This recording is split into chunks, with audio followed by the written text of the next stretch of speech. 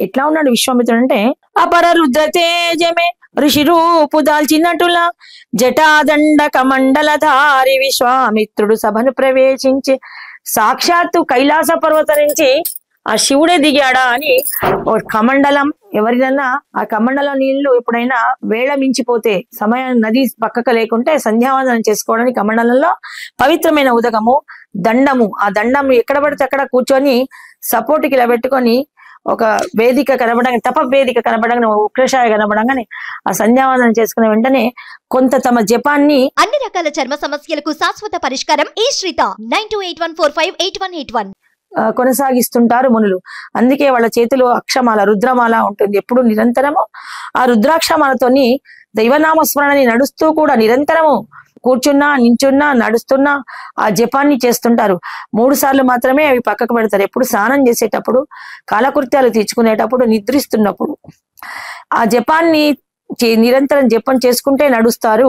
ఆ కమండలను జటాజూటి అంటే ఎట్లా ఉండంటే శివుడు జటలో గంగను ఎలా బంధించున్నాడో అలాగే ఒక పూలు వస్త్రాన్ని మోకాళ్ళ వరకు కట్టుకొని గట్టిగా జడలు కట్టినటువంటి అపర రుద్రతేజము ఆ నడిచి వస్తున్నట్టు శివుడా అన్నట్టుగా చూసే వాళ్ళకి ఆ పవిత్రత ఆ గంభీరతను చూసి భయం పొందుతున్నారట. వశిష్టాదుల గోడి ఋషి శ్రేష్ఠులకు ఎదురేగి ఆదరంగున స్వాగతంబు పలికి ఉన్నతాసనమున ఆసీను చేసి అర్ఘ్యపాద్యములిచ్చి సత్కరించ అయోధ్యాపతి దశరథ నృపతి. ఎప్పుడైనా వాళ్ళు ఏమంటారు ఆగ్రహానుగ్రహ శక్తిమంతులు, వాళ్ళకి కించిత్ అమర్యాద జరిగిన మన దుర్వాస మహర్షి అంబరీష చక్రవర్తికి శాపాలు పెట్టినట్టు అలాగా వీళ్ళు ఎంత పెద్ద చక్రవర్తులు ఎంత సైన్య బలం ఉన్నా ఆ ఋషులు ఒకళ్ళు వస్తున్నారంటే లోక కళ్యాణానికి గబా గబా పరిగెత్తి వెళ్తూనే బంగారు కలశంలో నీళ్లు ఆ వెండి స్తాంబాణాన్ని పక్కకు పెట్టి అందులో కాళ్ళు పెట్టించి వాళ్ళ కాళ్ళు కడిగి అర్ఘ్యము పాద్యము అంటే ఆ కాళ్ళను చక్కగా కడిగి ఆ నీళ్లు తల మీద చల్లుకొని చేతికి శీతలమైన పానీయాలు అర్ఘ్యం ఇచ్చి గంధ పుష్పాలతో పూజించి ఒక పానీయాన్ని ఎండలోంచి వచ్చారు కదా అని ఆ పానీయాన్ని ఇచ్చాడంట. భక్తి వినమ్రుడై కరద్వయంబు జోడించి సౌమ్యమును పల్కే రాజు ముని చంద్రమా మీకు మీ శుభాగమమున కృతాకృత్యుడనైతిని పరమ పవిత్రమైన మీ దర్శన భాగ్యమున పునీతులమైతిమి మీ శుభాగమనమునకు కారణమేమి సెలవిచ్చిన శిరసా వహించదా. ఇంత మెల్లగా మళ్ళా మాట్లాడదాం. హే స్వామి, హే మునిచంద్రమా, మునిలోకి చంద్రునిలాగా వెలిగిపోతున్నట్టు ఓ మునిచంద్రమా, మీ రాకకు కారణం ఏమిటి, మా వల్ల మీకేం సహాయం కావాలి అని చాలా వినయంగా మోకాళ్ళ మీద కూర్చొని నమస్కరిస్తూ 2 చేతులు జోడించి అంజలి ఘటించి అర్చిస్తున్నాడంట దశరథ మహారాజు. దశరథుని పల్కుల పరమ సంతుష్టుడై స్వస్తి పల్లికి సభనుగన విశ్వామిత్రుడు ప్రసన్న వదనముల చల్లుల చెంతనున్న తనైల ఋషి ఆశ్వచనములకై పిలిపించే తండ్రి. వాళ్ళు ఎట్లా వస్తున్నారు, అంతఃపురంలో అమ్మల దగ్గర ఉన్నారు. 14 years 13-14 అబ్బాయిలు కదా, 4 వచ్చారు. ఒకళ్ళ వెనక ఒకళ్ళు వస్తున్నారు. చక్కగా రత్న కిరీట కేయూరధారులై పట్టు వస్త్రములు చెలగమ్ములు నవ్వంగా నడుస్తున్నటువంటి వేదాల ఓలె కనబడ్డారట. చాలా అందమైన రాజకుమారులు 4 కలిసి వస్తుంటే వేదములు 4 మానవాకారము దాల్చి నడయాడినటులాగు పించే ఋషిశేఖరునకు అందు తేజో విరాజమానమగు యజుర్వేదము బోలే తేజరిల్లె శ్యామలాంగుడు. అన్నిటికంటే వేదాలలో ఒకటువంటి ఉత్సాహాన్ని ఉద్రేకాన్ని తెప్పిస్తున్నట్టు ఆ యజుర్వేదము మొదటి వేదము. సామవేదము చాలా స్లోగా వస్తుంటున్నాడు. మొన్ననే చెప్పుకున్న వేదాలు 4 అని. ఇంద్రనీలమణి కాంతులు విరజిల్లు ముఖమందహాసముతోడ కమలంబుల బోలుసి విశాల సుమునోర నేత్రముల శాంతి కిరణాలే కురియంగా కిరీట కేయూరహార కుండల కటకాది కౌస్తుభమణి హరశోభితుండు సనక సనందనాది ముని శ్రేష్ఠుల స్తుతింపబడు శంఖ చక్ర గదా పద్మధారుడైన విష్ణువోలె నుండే రామచంద్రుడు. సాక్షాత్తు ఈయన రుద్ర రూపంలో ఉంటే ఆ రామచంద్రుడు సాక్షాత్తు మహావిష్ణువులాగా గోచరించాడట. ఆయన కనులకు ఆ యజుర్వేదమే మానవాకారంలో తన ఎదుటికి నడిచి వస్తోందా. మన రాముడు కూడా ఎట్లా ఉంటున్నాడు, అంత మనోహరమైన రాముడు చాలా వినయంగా ప్రణమిల్లి నమస్కరించాడు. శ్రీరామ మనోహర రూపముగని నంతనే సర్వము మరచి తన్మయుడాయ రాజు శిక్షణ కాలము విశ్వామిత్ర పదార విందములకు ప్రణమిల్లు సుగుణాభిరాముని ప్రేమారగ దీవించి పరమాత్మను వీడలేని భక్తి వృద్ధి ఓలే బాహులందు నిలిపి ప్రసన్నత నొంది దొరకగా దొరికింది, నిధి దొరికింది, అబ్బా ఇవాళ నాకు ఇంత ఘనమైన నిధి దొరికిందని ఆ రాముడు నమస్కరించగానే లేవనెత్తి గుండె కద్దుకున్నాట. ఆ విశ్వామిత్రుడు వదిలిపెట్టడం లేదు. ఇక ఈయనకు నా కొడుకునైనా అంతసేపు పట్టుకుంటాడా అన్నట్టు ఆ తన తనయుడు అంతసేపు ఆ విశ్వామిత్రునికి పార్శ్వంగంలో ఉన్నాడా అని మన దశరథ మహారాజు చూస్తున్నాడు.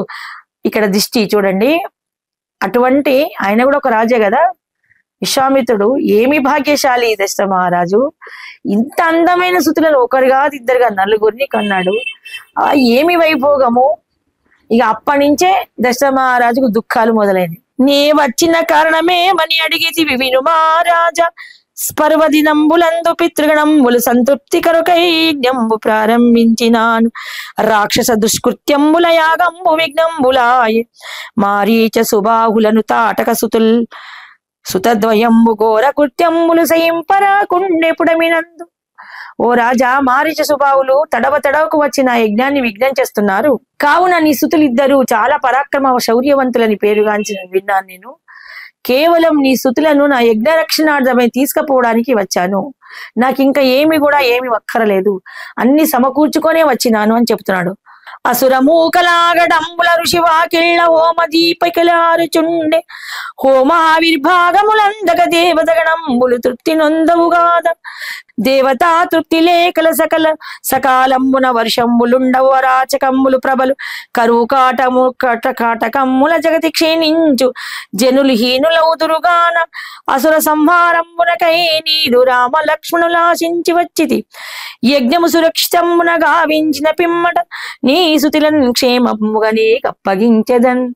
ఎంతసేపు? ఒక 2 నెలలు మాత్రమే నేను చేసుకున్నటువంటి 41 రోజు కాగానే సన్మానం చేసి నీ బాబులకు మీ పిల్లలని క్షేమంగా పువ్వుల్లో పెట్టి ఎట్లా తీసుకెళ్లానో అట్లాగా నీకు అప్పగిస్తాను, నా వెంట పంపండి. మండలం రోజే అడిగాడు. నేను 2 నెలలు అంటే మనకు పట్టింది అంత కాలము. 2 మాసాలు అక్కడ ఉన్న పక్కకున్న ప్రదేశాలు చూపించి వాళ్ళకి అస్త్రశస్త్ర విద్యలు కూడా నేర్పించి ఇంకా నిష్ణాతులను చేసి నీ పిల్లలను క్షేమంగా నీకు అప్పగిస్తాను అనగానే ఆయన గుండె హై బీపీతో కొట్టుకుంటోంది. దశరథ మహారాజు గారి గుండె. నేను ఎన్ని ఏళ్ళు ఎదురు చూస్తానో కన్న నా పిల్లల్ని మొన్ననే మా నగరిలోనే వశిష్ఠ మహర్షి ఆశ్రమంలోకి వెళ్ళి నువ్వు తడవకు రావద్దు దశరథ మహారాజు, ఆ పిల్లలు చదువుకోరు అని దూరం చెప్పాడట. అందరి బాలల్లాగా రామచంద్రుడి కింద కూర్చొని గరిక చేపల మీద తుంగ చేపల మీద నేల మీద కూర్చొని విద్యాభ్యాసనం చేస్తున్నాడు. అయ్యో నా రాముడి కింద కూర్చోవడం అంటే ఇక్కడ మనకేం చెప్తుంది? తల్లిదండ్రుల ప్రేమ ఉంటే పిల్లలు దేంట్లో కూడా వృద్ధి నొందరు. వాళ్ళ గారాబాన్ని తగ్గించుకోవాలి.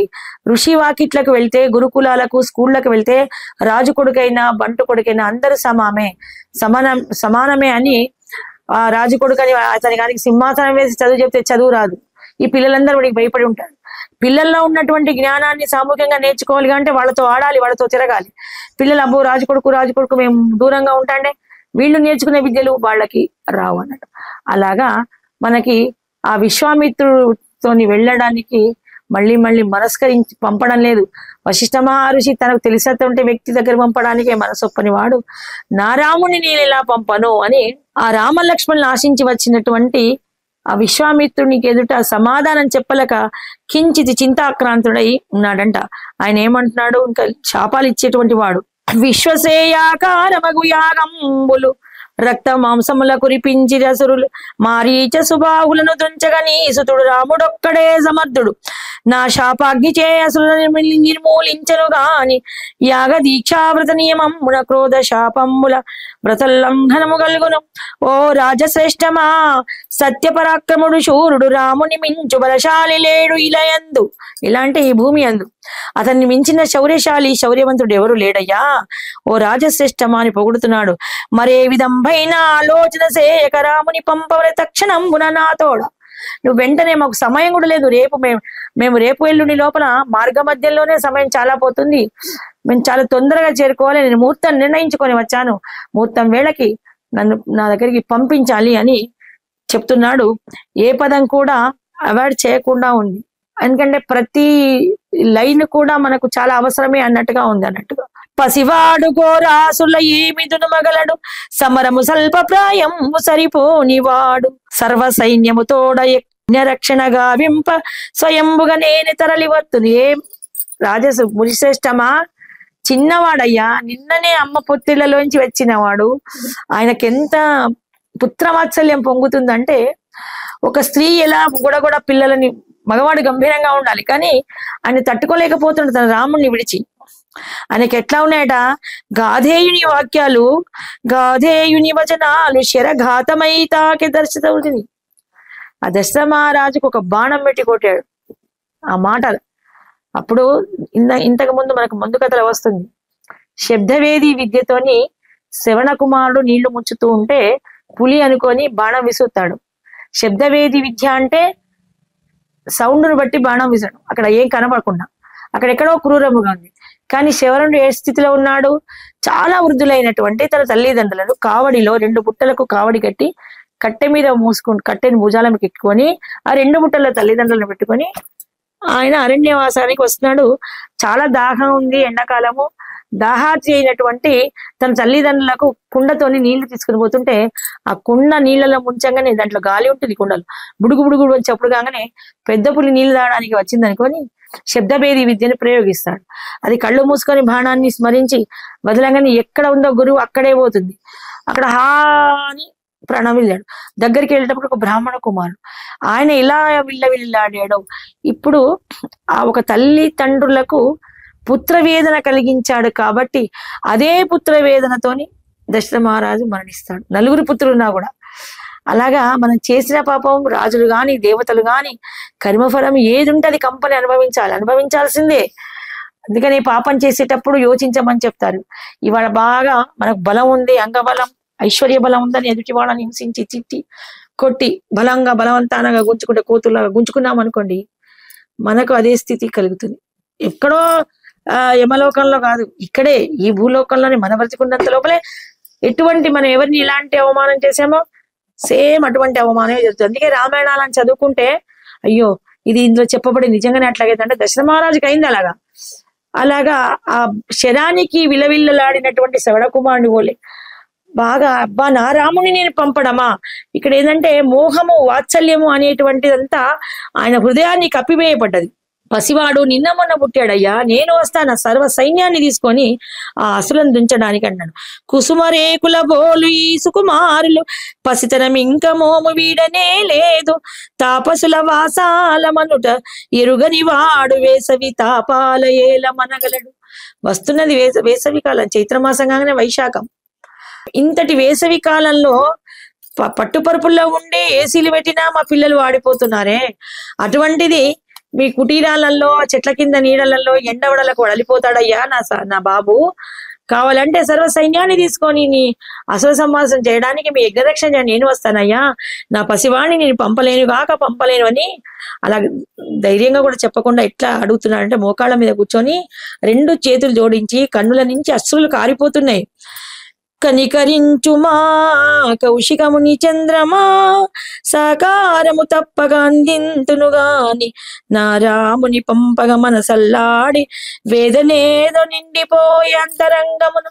నా గుండెని ఇప్పుడే సర్జరీ చేస్తున్నంత బాధ కలుగుతున్నది, ముళ్ళు గుచ్చుతున్నట్టుగా ఉంది, నేను పంపలేనయ్యా బాబు.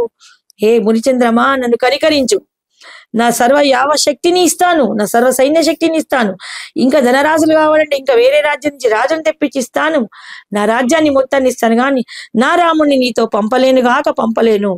తపశక్తి నదివిని నిర్మించిన తపో నిధులు దివ్య రూపులు మీరు పసిబాలును దయదలచి నన్ను యాగ రక్షణకై అనుపదించరేమి స్వామి. వాళ్ళను జాలిగొని వాళ్ళని వదిలివేసి వాళ్ళ అమ్మల దగ్గర ఉంచండి. అంజలి నిండు దీనుడై పలుకు దశిత భూపతికి సుతులన్న మోహముగని మొలక నగముల విశ్వామిత్రమురి కనుల కరుణ చిలికి. అబ్బా ఈయన ఎంతగా ప్రేమిస్తున్నాడు భగవంతుణ్ణి. అది భక్తి అలా రావాలి. మనం భగవంతుణ్ణి కొలుస్తున్నప్పుడు నా వస్తువు ఏదో ఒక విగ్రహ రూపంగా ఒక ఫోటో రూపంగా పూజిస్తే మనకు ముక్తినివ్వడు. అలా తపన, అదే తపస్సు, తపనతో నీ కొలవాలి. ఓ మహారాజ సూర్యవంశ తేజ సంశయింపుగమయ్య శ్రీరామ శౌర్య తేజము లోక కళ్యాణార్థమై శ్రీరాముడు జనించే ప్రజాశ్రేయమే రాజుకు క్షేమము పుత్ర వాత్సల్యమున మీరు వ్యాకులత చందుట సహజముగాని వట్టివాడు కాదయ్య మనవాడు గట్టివాడు పట్టి దుష్టుల దృంచువాడు. చిన్నవాడు కాదు, ఏదో అల్లటప్ప పాలుడు కాదు అతను. సాక్షాత్తు అతను విష్ణు అంశ సంభూతుడు రామచంద్రుడిగా జన్మించాడు. ఏదో నీ ఒక్కడి ఆస్తి అయినట్టు, భగవంతుడు నీ ఒక్కడి కొడుకే అయినట్టు నువ్వు అలాగా అడ్డు చెప్పకయ్యా అని చెప్తున్నాడు. శిష్టుల రక్షించి మానవాచార్యముల పటిష్టపరచువాడు శ్రేష్టమైన శాస్త్ర శస్త్ర విద్యలు ఇంకను నేర్చవలే రామచంద్రుడు. ఆయన నేర్చుకున్నది ఎంత, ఒక 10th క్లాస్ అంతా కాదు, ఆయన PG వరకు నేర్చుకోవాలి. ఇంకా ఆయన దృంచబోయే అసురులు ఈ మారీచ స్వభావులు ఎంతటి వాళ్ళు, చాలా చిన్నవాళ్ళు. ఒక లేత చెట్టు నుంచి ఒక పువ్వును కోసింత సులభం ఆయనకు.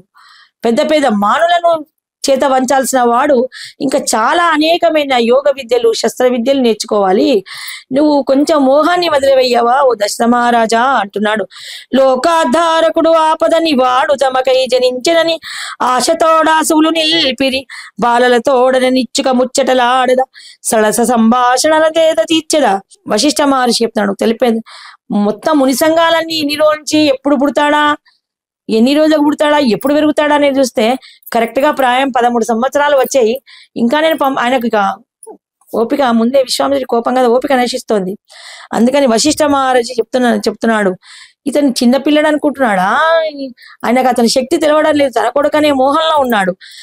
వశిష్ఠ ఋషి వర్య మీరైన దశరథునకు ధైర్యవచనమున రామ తేజము తెలుపుడి అనేక ముని సంగములు శ్రీరామ శౌర్య పరాక్రమముల వినియుండిరి లోకోద్ధారకుడు ఆపదని వాడు తమకై జనించినని ఆశతోడ అసులు నిలిపి గంపెడు ఆశతోని చెట్టుకు పుట్టకు ఒక ఋషి ఎదురు చూస్తుంటే తన ఆస్తి అని ఈయన పట్టుకొని కూర్చుంటాడేంటి అని చెప్తున్నాడు. అప్పుడు వశిష్ఠ మహర్షి దశరథ మహర్షి భుజం చుట్టూ చేయిలు వేసి ఆ ఉత్తరీయంతో నీ కళ్ళు ఒత్తుతూ తీసుకెళ్ళాడట ఒక అనంగు స్నేహితుడై. దశరథునకు ఏకాంతమున సవివరములు వినిపించి సంశయములు తీర్చే గురుదేవ విశ్వామిత్ర వచనాల శ్రీరామ జనన రహస్యమును రాజునకు వివరించే వశిష్ఠ ఋషి రాముని వీడలేక ఋషి ఆజ్ఞనోపలేక రణమాయన మానసంబు వేదన తీర్గు మార్గం బదేది గురుదేవ రామచంద్రుని వీడి నేనేలమనగలను. నా ప్రాణాలు ఇప్పుడే పోతాయి, వాడి కళ్యాణం చూడను, వాడికి పట్టాభిషేకం చూడను, నా రాముని విడిచి ఎలా ఉండమంటావు, నీకు తెలియంది ఏముంది గురివర్య అని తన గురువు దగ్గర స్వతంత్రం కాబట్టి ఒక అన్నతో చెప్పుకున్నట్టుగా తన బాధనంతా కూడా వశిష్ఠ మహర్షితో చెప్తున్నాడని. కలనైన మనలేను కన్న తండ్రిని వీడి క్షణమైన సాగదు కాలగమనంబు నాకు పరిపరి విధముల వేదన తెలిపే వశిష్ఠుతోడ రామ పరితాపి సాకేతపతి. రాముని కోసం ఎప్పుడు పరితపించేవాడు. తాపి అంటే తాపసి, కానీ పరితాపి అంటే ఇక నేను బతకలేను, నేను ఉండలేను అని, ఒక ఆహారం దొరకక 5-6 రోజులు ఆహారం దొరకక ఒక జీవి ఎంత కొట్టుకుంటుందో అలాగా పరితాపం పొందుతున్నాడు ఆ సాకేతపతి. నృపశేఖరుని బేలతనమున వశిష్ఠి మనసు కరిగి వాత్సల్యము కొంత వీడు మహారాజ వత్సను పంపక సందేహము వలన. వత్స అంటే బిడ్డ, చిరంజీవి అన్నట్టు. గోవత్సములు అంటాము, లేగలను దూడలను గోవత్సములు అంటాం. మనకు సురభి దేవత శాపం పెడుతుందంట. ఎండల కూడా ఎడ్లను బాగా వ్యవసాయ ఉత్పత్తులకు వాడతాం కదా, ఎండ ఉన్నప్పుడు చెట్టు మేత వేసి నీళ్లు పెట్టానట. కాస్త 4 గంటలకు ఎండ తగ్గాక మళ్ళీ దున్నించుకో అన్నట. పొద్దున అందుకే వ్యవసాయదారులందరూ కూడా ఉదయారంభం 5:30-6 గంటలకి ఎంత సర్ది కట్టుకొని వెళ్తారు. 10-10:30 కాగానే అప్పటి వరకు బాగా శ్రమిస్తాయి. ఎండైనాక వాటి నుండి కూడా చెమట బిందులు పడుతుంటాయి. అక్కడ ఉండి నా వత్సాలను, అంటే తల్లికి ఎంతమంది పిల్లలు ఉన్న ప్రతి వత్సం మీద కూడా అలా అపేక్ష చూపిస్తుంది అది తల్లి మనసు. సురభి అంటే కామధేను. ఇంత ఎండలో ఈ రైతు నా వత్సాలను ఎండలో సూర్యరశ్మికి అలా కష్టపెడుతున్నాడే, వీడి వ్యవసాయ ఉత్పత్తులు ఏం బుద్ధి పొందకపోని అని శపిస్తున్నాడు. అందుకని సాయంత్రం పూట జడలు వేసుకుంటారు ఆడపిల్లలు, జుట్టు విరబోసుకొని. అవన్నీ కూడా పక్షుల కాళ్ళకి కట్టుకొని అవి ఎగరలేక ఆ పక్షి తన సంతతి ఆకలితో ఎదురు చూస్తుంటాయి గుళ్ళల్లో. సాయం కాగానే తల్లి వస్తుంది, కీ కీ కీ అని అరుస్తూ ఉంటాయి పక్షుల పిల్లలు పాపం. అవి ఎక్కడెక్కడి నుంచో ఆహారాన్ని అంతా గొంతుకలో ఉంచుకుని, వాడికి ఒక వరం ఉంది, వాళ్ళకి చేతులు లేవు కదా, బ్యాగులు ఉండవు కదా, అందుకని ఆ గొంతుకల్లో ఒక నాళాలు ఉంటాయి. ఇప్పుడు కోతిగిడ్డ ఆహారం ఆవుకు, ఇవన్నీ వాటికి భగవంతుడే ఏర్పరిచినటువంటి సౌలభ్యం. ఆ గొంతుకకు అటు ఇటుగా ఆ కుతికలలో దాచుకున్నటువంటి ఆహారాన్ని మళ్ళీ నోట్లోకి తీసుకొని, ఎన్ని పిల్లలు 4 పిల్లలు 4, 3 పిల్లలు అంటే 3 పిల్లలకు వాటికి ఆహారం అందిస్తుంది, దాని కడుపులోకి తీసుకోదు. అటువంటి పక్షి ఈ ఆడపిల్లలు దువ్వుకున్న వెంట్రుకలన్నీ కూడా కాళ్ళకు చుట్టుకొని ఎగరరాదు. ఆ కాళ్ళు ఆడంది రెక్కలు ఎగరరాక, నా పిల్లలు ఎలా ఆకలికి ఏడుస్తున్నాయో నీ పిల్లలు కూడా అలా ఆకలికి ఏడవని అని చెప్పిస్తుంటాడు. అందుకని వెనకటి నుంచి ధర్మాలు మనకి ఏం చెప్తున్నాయి, దీర్ఘశిఖలు ఆడపిల్లలకు ఉంటాయి కాబట్టి వెంట్రుకలు అనేటివి అన్నంలోకి రావడం వల్ల బ్రాహ్మడు భోజనం విడిచిపెడతాడు, అది చేతికి కాళ్ళకి అంటుకుంటూ రావద్దు. ఒక నిర్దిష్టమైన ఒక స్థానంలో కూర్చొని జుట్టు జడగనో ముడిగనో అల్లుకొని అదంతా వేలుకు చుట్టుకొని, ఇప్పుడంటే బాటిల్స్ కవర్ ఉన్నాయి, ఒక చిన్న ఆకులు చుట్టేసి దాచిపెట్టడమో భూమిలో పాతి పెట్టడమో ఇట్లా వెయ్యాలంట. నదిలో వేసిన నీళ్ళలో ప్రవాహంలో వేసిన చేపలకు చుట్టుకుంటాయి. అంటే మన వల్ల ఒక్క జీవజాతి నశించిపోతుంది దీని వెంట్రుక కారణంగా. అందుకని ఆ శాపాలకు గురి అవుతుంది, వాళ్ళకి సంతతి ఉండదు, సంతతి ఉన్న దరిద్రాన్ని అనుభవించి ఆహారాన్ని పిల్లలకి ఇవ్వలేరు. ఇటువంటివన్నీ కూడా మనకు సూక్ష్మమైన ధర్మాలు మనకు ఏర్పడుతున్నాయి. కశ్యప మహర్షి విశిష్ట తపమ్మున పరమాత్మ స్తుతిగా వరం అడిగే, ఆది నారాయణ సమ్మతించి ఆ వరముసగే. రామచంద్రుడు జన్మకారకుడు అంటే జన్మ రాహిత్యం ఉన్నవాడు, ఈ అన్నులకు తెలుపరా అని నీకు నువ్వెవరో కాదు, ఆ కశ్యప మహామునివి అని చెప్తున్నాడు. ఇప్పుడు మనకి ఈ రోజుకి రామచంద్రుడు లక్ష్మణుడు ఎంతో ఉదారంగా తన బాధనంతా కూడా అణుచుకొని విధిలేని గతి లేక ఇక ఆ లోక కళ్యాణార్థమై అసుర సంహారం చేయడానికి యజ్ఞరక్షణకై మనకు విశ్వామిత్రుని వెంట పంపుతున్నాడు. ఎట్లా పంపుతున్నాడు, దశరథునినైనా లాసురేకారి పోగమపురమ్మినమాయముఖము సత్యమును తెలియబరచిరగాని వాత్సల్యమును కొంత వీడలేదు దశరథుడు. ప్రతి జీవికి పరమాత్మ కాద తన ఆత్మయే అన్న తపన ఏమో, ఎంతటి భక్తి కాకున్న జగన్నాథునికే జనకుడుకు భాగ్యము కలిగే ఇతనికి అని విశ్వామిత్రుడు అంటున్నాడు. ఓ దశరథ మహారాజా, నువ్వు ఎవరో కాదు, పూర్వజన్మ మందు కౌసల్య మీరు కశ్యపాదితులు, ఆ జన్మ కారణంగా మీకు సుతుడై రాముడు జన్మించాడు. ప్రతాపవర్ధనుడు ప్రసన్న చిత్తుడై గాదేయుడు పరితపించు భూపతిని వెనుదట్టి ఊరడించి, ఏం కాదయ్యా కృతాకృత్యుడవైనావు, ఇంతటి లోక కళ్యాణార్థమైనటువంటి సమాజ సేవ కోసం కన్నా కొడుకును కన్నటువంటి పుణ్యశాలివయ్యా, నీలాంటి రాజులే లేరు, నీ త్యాగము చాలా గొప్పది అని ఇంకా చాలా చాలా అనేక విధాలుగా పెట్టారు. ఇక అంతఃపురానికి వెళ్ళి ఇంకా చాలా ఏడుస్తున్నాడు, రత్నపీఠాల మీద కూర్చోబెట్టారు. రామలక్ష్మణులు వెళ్తుంటే, ఒక హాస్టల్కి వెళ్తుంటే అమ్మా నాన్నలు అక్కా చెల్లెళ్ళు బట్టలన్నీ సర్ది ఎలా పంపిస్తారో అలాగా రాముని లక్ష్మణుని పంపిస్తే అప్పుడు శాంతాదేవి కూడా ఆ రోజు అక్కడికి వచ్చిందంట. ఏం చేస్తుంది, ఇరు ప్రక్కల కైక సుమిత్రులు కురులు సవరించుచు కూర్మి చూపంగ తల్లుల మూవురిని ఊరడించి చరణాలకు నమస్కరించి సభజేరు రామచంద్రునకు. అక్క వస్తోంది, ఏమంటోంది, ఇంద్రచంద్రుల మించు భూచంద్రులు నా తమ్ములమ్మ, అనువుగాని వారు అన్యకాంతల కన్ను నా చిన్ని తమ్ముల పారదారంటూ శాంతమ్మ కంటి కాటుక తీసి వేగాల సాగేటి రామచంద్రుని బట్టి నిలిపి మచ్చలేని ఈ చంద్రునకు ఈ చిరుగోరు చుక్కయంచు రామచంద్రు సోగ కనుల చివరలద్దే శాంతమ్మ తన కళ్ళ కాటుకని తీసి తమ్ముడికి ఇక్కడ అందిందంట. అక్కడ అంతా ఎవరో ఉంటారు ఋషులు, వాళ్ళందరూ జటాడ్రూట్లో ఎలాగో ఉంటారు, నువ్వు స్వర్ణాభరణాలు దంచి పట్టు పీతాంబరాలు ధరించి ఎంతో సమ్మోనంగా ఉన్నావు అని తన తమ్ముడికి దిష్టి తగలకుండా చుక్క పెట్టిందట.